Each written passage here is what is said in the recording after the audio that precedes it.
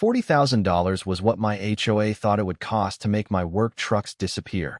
At 6:10 on a Monday morning, I walked out of my garage carrying a travel mug of coffee and heard 3 diesel engines turning over in the cold air. Usually, that sound meant another workday starting. That morning, it meant trouble. My name is Ethan Cole. I was 46, and I owned Cole Electrical and Restoration, a small company I had spent more than 20 years building one service call at a time.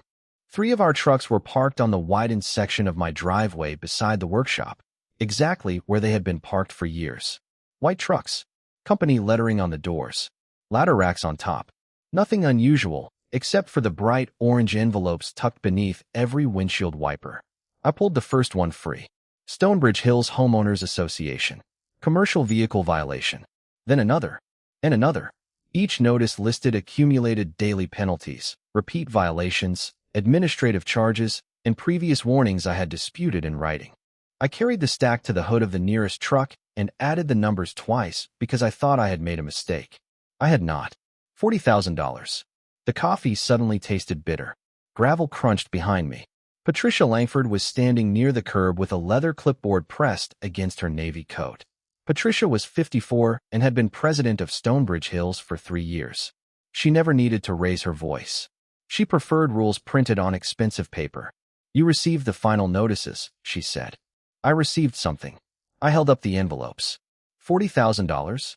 "The penalties accumulated because you refused to comply." She pointed toward my trucks as if she were identifying abandoned machinery. Commercial vehicles do not belong in Stonebridge. I looked at the nearest truck. Inside were electrical meters, cable reels, safety equipment, drills, and enough tools to keep 2 technicians working all day. Another truck carried restoration equipment. Those vehicles paid 6 employees. They paid my mortgage. They helped keep 6 households running. Patricia saw an appearance problem. I saw livelihood sitting on 4 tires. "They are parked on my driveway," I said. "Your property is still subject to association restrictions. And if I do not move them, the penalties continue." She said it without hesitation. I could smell diesel exhaust drifting through the morning air while one of my crew loaded a tool case into the second truck. Across the street, sprinklers clicked over perfectly trimmed lawns. Everything looked calm, which somehow made the $40,000 stack in my hand feel even more ridiculous. Patricia turned toward her silver sport utility vehicle parked near the Stonebridge clubhouse. My eyes followed her. Beyond it was the association parking lot, nearly empty at that hour, 3 neat rows of asphalt beneath decorative lights. I had driven past that lot thousands of times. I had never given it more than a second of thought.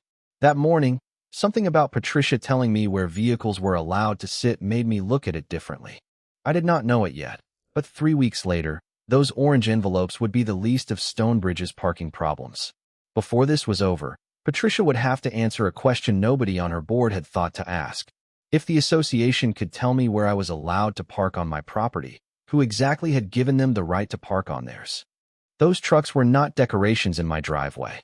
By 7 that morning, the orange notices were sitting on my kitchen counter while my crews were already heading toward 3 different job sites. I could hear ladders vibrating against the roof racks as the last truck rolled down the street, and then Stonebridge went quiet again, all sprinklers, trimmed hedges, and expensive front doors. Cole Electrical and Restoration had started with 1 used service van, a borrowed ladder, and $800 in tools. 22 years later, I had 6 employees, 3 work trucks, a utility trailer, and more equipment than I could fit inside the workshop behind my house. We handled electrical repairs, storm damage, water restoration, and emergency calls within about 40 miles of Stonebridge Hills. When a homeowner lost power at 2 in the morning or a broken pipe soaked half a kitchen, nobody cared whether my truck looked attractive parked in a driveway. They cared that I arrived with the right tools. That was why the trucks came home every night. The workshop was there. The secured equipment storage was there. Most mornings, my crews met there before sunrise, loaded whatever the day's jobs required, and left before half the neighborhood had finished breakfast. Moving the trucks to some rented commercial lot miles away would mean moving tools twice every day, adding travel time, increasing storage costs, and turning a simple work routine into a logistical mess. Patricia knew that. I had explained it at 2 previous board meetings. She called it irrelevant. My father would have called it nonsense. Dad bought the house in 1997, when Stonebridge Hills was still expanding and half the streets ended in dirt. A year later, he bought an additional strip of property behind our lot from the original developer. I was 18 then, more interested in rebuilding an old pickup than reading deeds, but I remembered helping him clear brush along the back boundary.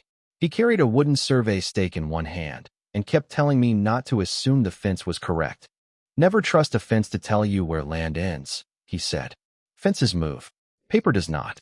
Dad died 9 years ago, but I kept nearly everything important from his workshop. That evening, after my employees went home, I stood beneath the fluorescent lights looking at shelves filled with old tool cases, electrical parts, extension cords, and boxes I had not opened in years. Somewhere above the workbench was a long metal survey tube Dad used to store plats and property drawings. I could picture it clearly, dull aluminum with a black plastic cap, but I could not remember the last time I had touched it. Before I went looking, I sat at the workbench and read every violation Patricia had sent. The language was repetitive. Commercial vehicle. Visible overnight. Continuing violation. Daily penalty. What bothered me was not only the amount. It was how certain every page sounded about where Stonebridge's authority began and where mine ended. I looked through the workshop window toward the clubhouse lights about 200 yards away. Beyond those lights sat the association parking lot Patricia used every week for board meetings, pool events, and neighborhood gatherings. Then I looked back at the shelves. Dad had spent money on that extra land for a reason, even if I had forgotten exactly what that reason was. I climbed onto a small stepladder, moved 2 dusty boxes aside, and there it was. The metal tube was colder than I expected when I wrapped my hand around it. Dust came off beneath my thumb. I twisted the black cap until it loosened, and the smell of old paper rose from inside. I still thought I was looking for the boundary behind my workshop. I had no idea the line on Dad's survey was going to keep going. The first thing Patricia did after handing me $40,000 in penalties was give me 3 more days to surrender. Wednesday evening, I walked into the Stonebridge clubhouse with every violation notice in a manila folder and the old metal survey tube locked in my truck. I had not opened the survey completely yet. The paper was brittle, the markings were old, and I wanted someone who understood property records to look at it before I convinced myself it meant something it did not. For now, I was giving Patricia one more opportunity to act reasonably. About 30 homeowners sat in folding chairs beneath recessed lights while the air conditioning hummed overhead. Patricia sat at the center of the board table with a printed copy of the covenants in front of her. When homeowner comments opened, I walked to the microphone. "I want the board to explain how you reached $40,000. Patricia folded her hands. "The amount reflects continuing violations, daily penalties, administrative charges, and repeated failure to comply. 3 trucks have been parked on the same section of my driveway for years. Past enforcement does not eliminate the restriction." She turned several pages and read the commercial vehicle provision aloud. "Vehicles primarily used for business purposes could not remain visible overnight except under specific conditions." I had already read that paragraph enough times to know what came next. "Keep reading," I said. Patricia looked up. "Excuse me. The exceptions." One board member shifted in his chair. Patricia continued reluctantly. "Temporary service vehicles were permitted. Certain enclosed vehicles could receive approval. The board also retained discretion over screening and placement." "So this is not an automatic $40,000 rule," I said. "It is an enforcement decision." Patricia's expression barely changed. "It is a decision the board has made." That answer told me more than the covenant did. I mentioned 2 contractor vans parked overnight on nearby streets and a landscaping company truck that had sat behind another homeowner's fence for months. Patricia said individual properties were not relevant to my case. Maybe she was right legally. I was not interested in building my entire argument around what somebody else's van was doing. I wanted to know exactly where her authority stopped. The next morning, I called Laura Mitchell, a real estate attorney who had handled a boundary issue for one of my customers. Her office smelled like coffee and printer paper when I placed the notices on her conference table. She read them without speaking, then asked for my deed, closing documents, subdivision plat, and every recorded document connected to my property. "I have most of that at home," I said. "What about older deeds?" "My father bought an extra strip from the developer in 1998. Laura stopped writing. "Do you have that deed?" "Probably." Probably is where property disputes get expensive. I told her about the metal survey tube. She asked me to bring it in. That afternoon, I returned with the tube under my arm. Laura carefully unrolled the yellowed survey across the table and weighted the corners with legal pads. My house lot was easy to recognize. So was the workshop. Behind it, a narrow parcel extended farther than I remembered. Laura traced the boundary with one finger, then stopped at a parcel number printed near the edge. "This is not part of your original residential lot," she said. "No, Dad bought it later." "Do you know why?" I shook my head. Laura looked at the survey again. "Then we need the county records." Patricia thought our argument was still about 3 trucks sitting overnight in my driveway. By Friday morning, Laura was pulling deeds, plats, and archived developer filings from the county. Before lunch, she called me. Her voice sounded different. "Ethan, I found the parcel your father bought." "Okay." There was a pause. "I think you should come see where it goes." Laura had the county plat spread across her conference table when I arrived Friday afternoon, with Dad's old survey beside it and a newer aerial property map glowing on her monitor. She did not start with an explanation. She handed me a yellow highlighter. "Find your house." I pointed to the rectangular residential lot along Briarwood Lane. "Now find the parcel your father bought." I followed the narrow shape behind my workshop. On Dad's survey, it looked like an awkward strip of leftover land, maybe 40 feet wide in places, the kind developers created when roads and drainage plans changed. On the county plat, though, the boundary did not stop behind my property. It turned northeast and continued toward the Stonebridge clubhouse. I leaned closer. "That cannot be right." Laura rotated the map toward me. "That is why I called you." The parcel ran beside an old drainage corridor, narrowed near a landscaped berm, then widened again beneath an area marked as common facilities. Laura pulled up the current aerial photograph and reduced the transparency until the recorded parcel lines appeared over the satellite image. A yellow boundary crossed the edge of the clubhouse grounds. Then it disappeared beneath black asphalt. I stared at the screen. "That is the parking lot." Part of it appears to be. The line crossed several parking spaces, the drainage edge, and something even more important, the narrow entrance lane connecting the lot to the clubhouse drive. I thought about Patricia standing beside that same asphalt 2 mornings earlier, telling me commercial vehicles did not belong in Stonebridge. "Does this mean I own that?" I asked. Laura immediately shook her head. "It means the records raise a serious question. Old plats can be misleading. Parcels can be transferred. Easements can be recorded later. Boundaries can be adjusted. We verify before we claim anything." That was exactly why I had hired her. She ordered a title search and contacted a licensed surveyor. Monday morning, 2 survey trucks arrived near my workshop. By lunchtime, bright yellow stakes appeared behind the property. The crew worked northeast, checking monuments and measurements against the recorded plat. I stayed out of their way. At 3:15, my phone rang. "Patricia, why are surveyors working around association property?" "No hello. No small talk. They are locating a recorded boundary. Stonebridge did not authorize a survey." "I did." Silence. "You cannot conduct private work on association land." I looked through my workshop window toward one of the surveyors standing beside the landscaped edge near the clubhouse lot. "Patricia, that is exactly what we are trying to determine." She hung up less than a minute later. The next morning, another orange envelope appeared on my windshield. "Continuing commercial vehicle violation. Another daily penalty." I photographed it, dated it, and sent it to Laura. By Wednesday, the survey crew had finished its field measurements. One of the yellow stakes stood less than 2 feet from the parking lot entrance. Another sat beside a row of spaces near the clubhouse. Drivers passed them without noticing. Patricia noticed. She called Laura instead of me this time. That afternoon, Laura asked me to come back to her office. On the table were the preliminary survey, the 1998 deed, and 25 years of parcel history. She tapped the highlighted section beneath the asphalt. "Your father bought this strip from the developer, and I have not found a later deed transferring it away from him." I looked at the parking lot on the aerial image. So Stonebridge paved over our land. Laura leaned back. "That is what we need to find out next. Because owning the dirt is only half the question. Now we have to find out what right they have to use it." The answer was buried 27 years back, in the years when Stonebridge Hills was still more construction site than neighborhood.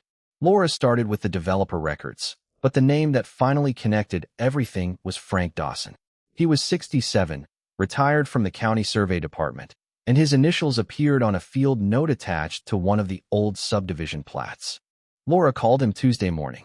By Wednesday afternoon, the three of us were standing beside the clubhouse parking lot while traffic whispered along the main road beyond the trees. Frank carried copies of the original development maps under one arm. He looked at the yellow survey stake near the entrance, then at the asphalt. "This used to be dirt," he said. "Temporary construction access. In 1998, the original developer needed a route for utility crews and construction vehicles while the clubhouse and nearby homes were being finished. The narrow strip behind my father's property provided part of that route. According to Frank, the developer later sold the leftover parcel to Dad after construction shifted farther east. A temporary access agreement remained for construction and utility work, but Frank could not remember any permanent transfer of ownership. Laura had already reached the same conclusion from the recorded documents. The clubhouse opened. The developer widened the surrounding grounds. At some point, asphalt spread beyond the original clubhouse parcel and over part of Dad's strip. Then the developer ran into financial trouble and disappeared from Stonebridge's daily operations. The Homeowners Association inherited management of the clubhouse, the pool, the landscaping, and what everyone assumed was its parking lot. Nobody apparently stopped to ask whether every square foot underneath that asphalt had actually transferred with it.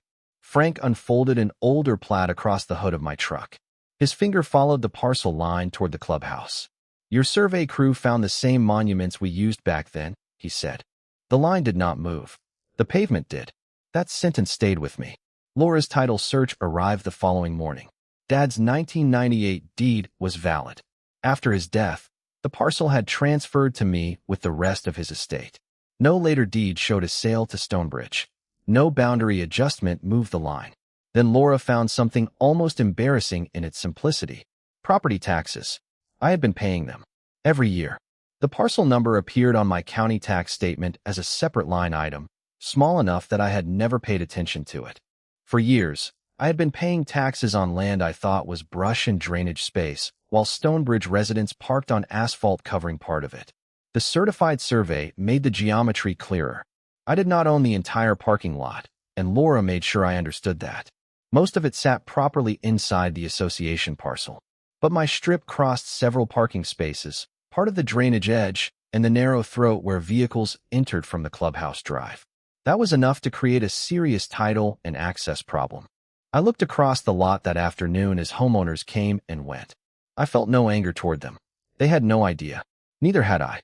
The problem was Patricia's certainty. She was still sending notices telling me exactly where my trucks could and could not sit while her association depended every day on land recorded in my name. Laura closed the title report and tapped the remaining question with her pen. Ownership was becoming clear. Access was not. If Stonebridge had a permanent easement, they needed to produce it. If they did not, then the association had spent years treating permission, habit, and assumption as if they were ownership. And Patricia had just chosen the worst possible month to remind me that those things were not the same. I could have parked one of my trucks across that entrance the next morning and made Patricia's problem visible to everyone.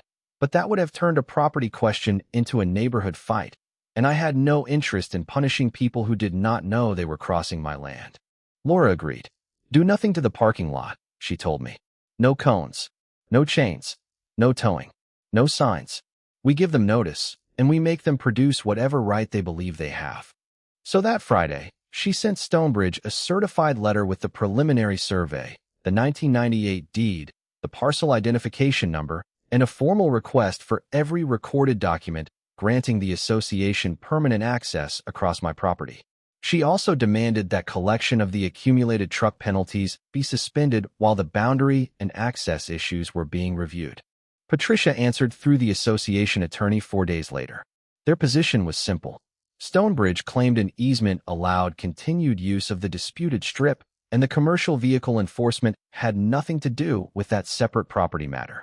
Laura read the response twice before sliding it across her desk to me. "They used the word easement," she said. "They did not give us the instrument." She requested the recording number, date, legal description, and complete recorded document. What came back was a faded construction agreement from the late 1990s. I recognized the developer's name immediately. The agreement allowed temporary access for construction vehicles, utility installation, drainage work, and related development activity. It did not say Stonebridge owned the land. More importantly, Laura could not find language clearly granting the Homeowners Association permanent general parking access after construction ended. She refused to declare victory. They may have another document, she said. We keep looking. We searched. County records, developer filings, title documents, archive plats. Nothing we found solved Stonebridge's problem. Meanwhile, Patricia kept creating paperwork for mine. Another orange envelope appeared beneath my windshield wiper Monday morning. Then a certified demand arrived at the house stating that the outstanding balance remained due and warning that additional collection remedies could follow. I photographed both, logged the dates, and gave copies to Laura. I stopped arguing with Patricia completely. Every time I wanted to call her, I remembered Dad's survey tube sitting on my workbench. Paper first, emotion later. The yellow stakes remained beside the clubhouse asphalt. Homeowners drove past them on their way to the pool and community office without knowing what they marked. Patricia knew. Twice that week I saw her standing near the parking lot entrance staring at one of them. On Thursday afternoon, she finally approached me while I was loading electrical conduit into a truck. This boundary claim is becoming disruptive, she said. The parking lot is still open. You know what I mean. I know my attorney asked for your recorded access rights. Her jaw tightened. Stonebridge has used that entrance for decades. Then there should be paperwork explaining why. She told me long-standing use was not something I could simply erase with a survey. I agreed with her. That surprised her. Long-standing use could create complicated legal questions, and Laura had already warned me about that. I was not trying to pretend otherwise. But complicated was not the same as owned, and habit was not the same as a deed. Patricia looked toward my trucks. Your fines are still enforceable. Then keep sending the notices. She stared at me for a moment before walking away. That evening, I placed the newest orange envelope beside the certified survey on my workbench. One document claimed Stonebridge could control vehicles on my driveway. The other showed my property running beneath the entrance to theirs. Patricia still thought the $40,000 gave her leverage. What she had not understood was that every new demand gave Laura another dated record showing Stonebridge knew the boundary was disputed and chose to keep pressing anyway. Patricia made her biggest mistake at the next board meeting because she decided certainty sounded better than caution. The clubhouse was nearly full that Tuesday evening, partly because word about the yellow survey stakes had traveled through Stonebridge.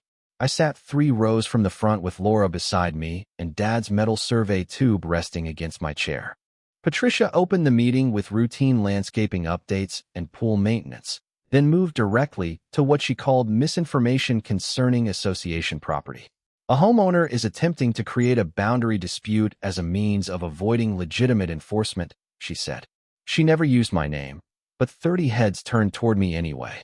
The Stonebridge Clubhouse and its parking facilities have served this community for decades. Their ownership and use are not in question. Laura wrote one sentence on her legal pad and slid it toward me. Let her finish. So I did. Patricia told everyone the survey stakes represented a private claim, not established ownership, and said my outstanding commercial vehicle penalties remained enforceable. $40,000 had now grown again with additional charges. Then she said something that made Laura stop writing. The association possesses all necessary rights to the clubhouse property and parking facilities. Laura looked at me. That was no longer a vague statement about historical use. It was a claim we could ask her to document. We left without arguing. 2 days later, the certified title report arrived. I was standing in my workshop when Laura called. The smell of cut electrical conduit and machine oil hung in the air while rain ticked against the metal garage door. We have the chain, she said. I drove to her office. She had arranged everything chronologically across the conference table. The developer acquired the original acreage. My father purchased the narrow parcel in 1998. The deed was recorded. The parcel later transferred to me through his estate. County tax records matched it. The new certified survey matched the old monuments. The temporary construction agreement explained why crews had once crossed the strip. What Laura still did not have was any recorded deed transferring my parcel to Stonebridge or any document clearly granting permanent general parking access over the disputed section. Could they still argue rights based on long-term use? I asked. They can argue several things, she said. Property law is rarely as simple as one missing page. But Patricia told a room full of homeowners that the association possesses all necessary rights. Now they need to show what those rights are. Friday afternoon, Stonebridge announced a special meeting to address the property dispute and my outstanding violations. Patricia apparently wanted the issue settled publicly. So did I. That weekend, I organized everything on my workbench. Orange violation notices in one stack. Dad's 1998 deed in another. Tax statements. Certified survey. Title report. Temporary construction agreement. Photographs of the yellow stakes beside the asphalt. I slid the original survey back into Dad's metal tube and tightened the black cap. For weeks, Patricia had treated that tube like the beginning of a bluff. By Monday morning, the bluff had become a documented chain of title. I drove past the clubhouse on my way to a service call and slowed near the entrance. A landscaper's truck turned into the parking lot ahead of me, crossing the narrow strip marked on my survey. Nobody stopped it. Nobody fined it. Nobody even noticed. The little yellow stake beside the asphalt barely reached my knee, but I could not stop looking at it. Patricia had spent weeks demanding that I prove where my trucks belonged. At the special meeting, I was finally going to ask her to prove where her parking lot did. The special meeting started at 7, but Patricia had already placed my $40,000 balance on the projector before I walked through the clubhouse doors. The number filled the screen in bold black type, while homeowners packed the folding chairs behind me. I carried Dad's metal survey tube under one arm and a document folder in the other. Laura walked beside me with the certified survey and title report. Patricia sat at the center of the board table in a navy blazer, looking composed enough that I almost admired her confidence. The association attorney sat 2 seats away, flipping through a thick binder. Patricia began by explaining that my commercial vehicles had accumulated repeated violations and that the board had offered multiple opportunities for compliance. I let her talk. She described the parking rules, the notices, and the penalties. Then she addressed the survey stakes. Mr. Cole has recently asserted ownership over portions of association parking facilities, she said. Stonebridge rejects any suggestion that its established property rights can be invalidated by a private survey. Laura leaned toward me. Now, she connected her laptop to the projector. The $40,000 balance disappeared. In its place appeared the recorded subdivision plat. Laura highlighted the clubhouse parcel in blue and Dad's 1998 parcel in yellow. The yellow strip traveled behind my workshop, followed the drainage corridor, then crossed beneath the asphalt at the edge of the clubhouse lot. The room became quiet. Patricia immediately said the map did not establish current rights. Laura agreed. That is why we obtained a certified survey and title report. The next image showed the new boundary measurements. The line crossed several parking spaces, part of the drainage edge, and the entrance throat used by vehicles entering the lot. Then Laura displayed the chain of title. Developer. My father. My father's estate. Me. No transfer to Stonebridge appeared between them. The association attorney stopped flipping pages. Laura turned toward him. Can you identify the recorded instrument conveying this parcel to Stonebridge Hills? He asked for a moment to review his documents. Patricia answered first. The association has an easement. Laura placed the old construction agreement on the screen. We received this document. It provides temporary construction and utility access. Can you identify the recorded instrument granting permanent general parking access over Mr. Cole's parcel? Patricia looked toward the attorney. This time, he did not answer immediately. I could hear the ventilation system humming above us. Someone in the back shifted a chair across the floor. Laura displayed my county tax records next. Year after year, the same parcel number appeared under my name. I reached into the folder and removed one of Patricia's orange notices. I set it on the table, then placed the certified survey beside it. For the last month, I said, you have been telling me where I can park 3 work trucks on property I own. Patricia started to speak, but I kept my voice level. I did not block your entrance. I did not tow anyone. I did not put up a chain. I gave Stonebridge time to show the paperwork. I pointed toward the yellow line crossing the parking lot on the screen. So now I am asking the same thing you have been asking me. Show me the authority. No one said anything. I looked directly at Patricia. Show me where Stonebridge bought this land. Show me the permanent access agreement. Show me the recorded document that says this association can use it the way you have been using it. Her attorney finally leaned toward his microphone. The association will need additional time to evaluate the title materials. That was the first careful sentence I had heard from their side in weeks. Patricia stared at the screen behind me, where the yellow property line cut directly beneath the asphalt she had called unquestionably theirs. I placed the orange notice beside Dad's survey tube. You spent a month telling me where I could park my trucks, I said. Now I need you to explain why your association has been parking on my land. The parking lot stayed open the entire time, and that turned out to matter more than anything Patricia had accused me of doing. After the special meeting, Stonebridge's attorney asked for 30 days to review the title history. Laura agreed, provided the association suspended every collection action connected to my work trucks. 3 days later, I received written confirmation that the penalties were frozen. 2 weeks after that, the orange envelopes stopped appearing on my windshields. The silence felt strange. For more than a month, Patricia had turned paperwork into a daily threat. Now the only paper arriving came through attorneys. Stonebridge hired its own surveyor and title company. Their survey matched ours within inches. Their title search reached the same uncomfortable conclusion. The narrow parcel beneath part of the parking area had never been conveyed to the association. Their attorneys still raised questions about historical access rights, exactly as Laura had warned me he might, but nobody was claiming anymore that Stonebridge owned every inch of the asphalt. That changed the conversation completely. We spent the next several weeks negotiating instead of arguing. I had leverage, but I did not want a gate across the entrance or homeowners wondering whether they could attend a pool meeting without crossing disputed land. I wanted the record corrected, my business left alone, and the association to stop treating assumptions like authority. The final agreement did exactly that. Stonebridge formally withdrew the accumulated commercial vehicle penalties and ended collection efforts against me. The association recognized the surveyed boundary and entered into a recorded access agreement covering the portion of my parcel necessary for normal clubhouse parking and entry. The agreement also assigned the association responsibility for specified maintenance and survey-related costs connected to its continued use of that area.